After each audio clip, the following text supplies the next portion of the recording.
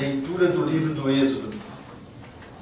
Naqueles dias, Moisés voltou do cume da montanha, trazendo nas mãos as 2 tábuas da aliança que estavam escritas de ambos os lados. Elas eram obra de Deus, e a escritura nelas gravada era a escritura mesma de Deus. Josué, ouvindo o tumulto do povo que gritava, disse a Moisés: há gritos de guerra no acampamento. Moisés respondeu: não são gritos de vitória nem gritos de derrota. O que ouço são vozes de gente que canta.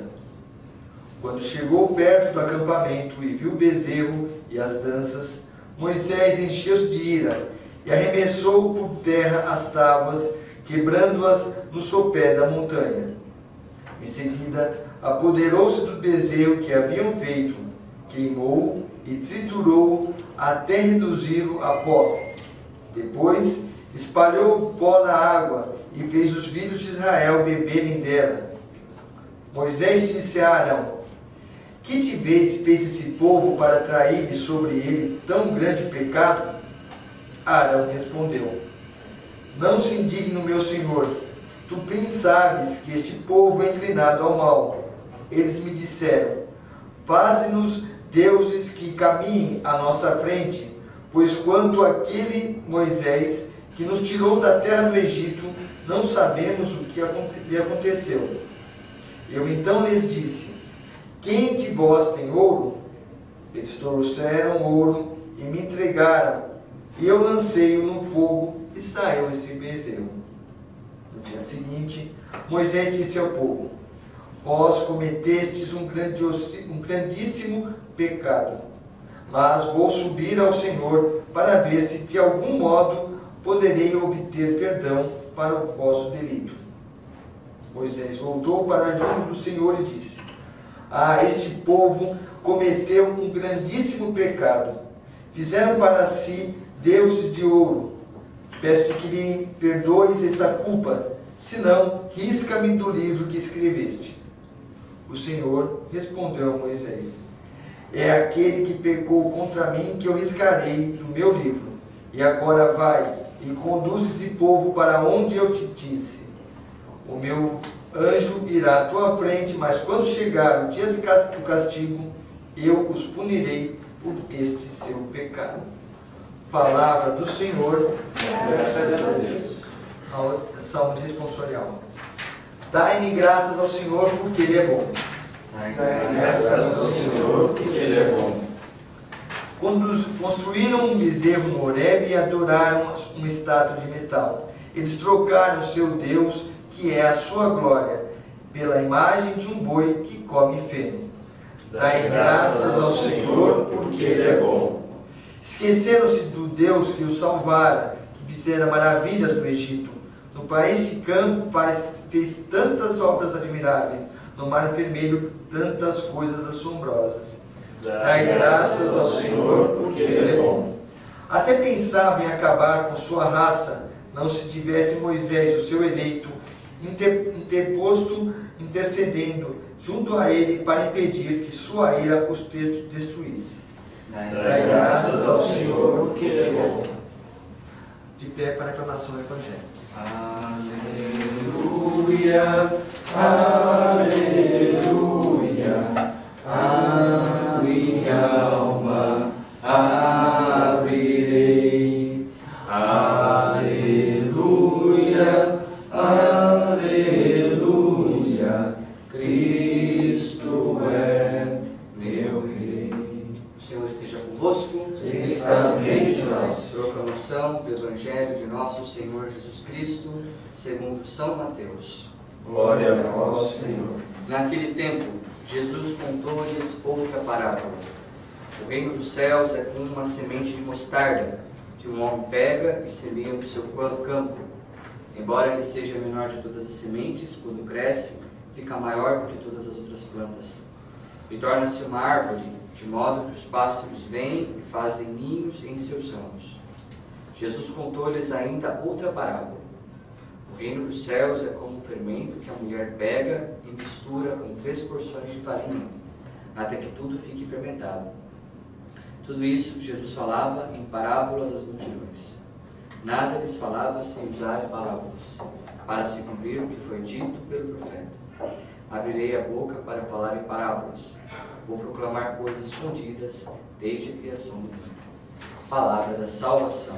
Glória a vós, Senhor. Louvado seja o nosso Senhor Jesus Cristo. Para sempre seja louvado. Por que será que o povo de Israel esqueceu tão rápido o nosso Deus? Porque o povo de Israel, às vezes, muito semelhante a nós, gostamos desse Deus apocalíptico, desse Deus fenomenal, desse Deus fantástico.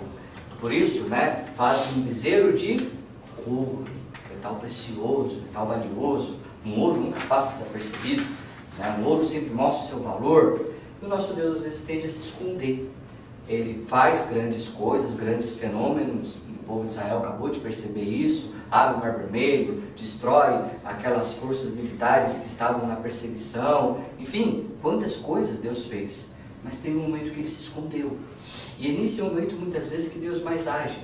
É nesse momento que muitas vezes Deus mais faz. Porque Ele é o Deus desse fermento aí, parecido com esse fermento que faz a massa do pão crescer, mas você não vê o fermento, você vê o pão, Você numa árvore frondosa, você não vê a semente está lá embaixo na terra, mas se não fosse pela semente, não teria árvore nenhuma. Portanto, nosso Deus, Ele sabe trabalhar com a modéstia, com a devida discrição. E como essas duas palavras nos nossos tempos hoje estão em conflito, porque hoje tem Facebook, hoje se coloca tudo no Facebook. A gente está tentando sanar a nossa necessidade de ser famoso, de ser visto pelo Facebook muitas vezes. Se a imprensa não descobriu os nossos talentos ainda, se não conseguimos ser tão talentosos como gostaríamos, ou ser evidenciados os nossos talentos, então muitas vezes nós mesmos nos divulgamos, nós mesmos nos promovemos, porque acreditamos muitas vezes que é nesse excessivo mostrar-se que as pessoas vão perceber quem nós somos, o que somos capazes de fazer, quais são os nossos talentos. Existe em nós uma coisa que não existe em Deus: insegurança. Deus sabe quem Ele é. Ele não precisa de show, Ele não precisa de Facebook, Ele não precisa de nada que evidencie a sua autoridade, porque na simplicidade Deus é, na discrição Deus opera. Jesus viveu 30 anos numa vida oculta e nem por isso Ele deixou de ser redentor. Ele continuou operando uma grande obra de salvação, porque só o fato de Ele estar no meio de nós, isso já é salvação. O fenômeno da encarnação é já a cruz de forma implícita. Cristo ficou 3 horas dependurado numa cruz, no momento ápice da salvação. Mas a encarnação, Deus se fazer homem, Deus se colocar num nível tão baixo, homem perante Deus, o que é homem perante Deus? Isso já é manifestação da cruz que vai salvar, porque é uma queda do próprio Deus. É um esconder-se na humanidade para salvar a mesma humanidade. Portanto, Deus não precisa desta coisa extremamente popularesca, essa coisa de chamar a atenção para si e assim fazer as pessoas se converterem na base da ostentação. Eu estou dizendo que nós não devemos divulgar Deus, não temos que divulgar o Evangelho. Sim, nós não podemos nos divulgar. Pega mal às vezes a gente ficar colocando os nossos talentos à vista de todos. A gente está querendo convencer as pessoas de uma coisa que elas poderiam enxergar naturalmente e ao mesmo tempo sobrenaturalmente. Quando somos mais discretos, quando somos mais modestos, Deus nos evidencia, Deus nos revela para as pessoas. Foram assim com os santos, aqueles homens, aquelas mulheres não estavam interessados em divulgá-los, estavam interessados em divulgar Deus, as suas obras. E o que Deus fez? Gravou-os na história da salvação. Até hoje, esses santos, essas santas, são aí lembrados por nós, não só por aqueles convivas, aqueles que conviveram com Ele, mas por nós também. Então, quer dizer, quando somos modestos, quando somos discretos, Deus tende a nos evidenciar, Deus tende a fazer-nos aparecer, e não só para a realidade que estamos vivendo, mas para muitas outras que virão, e que muitas vezes vão precisar do nosso testemunho e do nosso exemplo. Então, não aposte tanto nessas modinhas do mundo, para te divulgar, para te evidenciar. Isso é até perigoso também, né? Quantos funcionários perderam seus empregos por causa dessa questão de não ter o devido discernimento no uso dessas redes sociais, dessas coisas. Olha, muitas vezes quanto menos a gente fala da gente, melhor.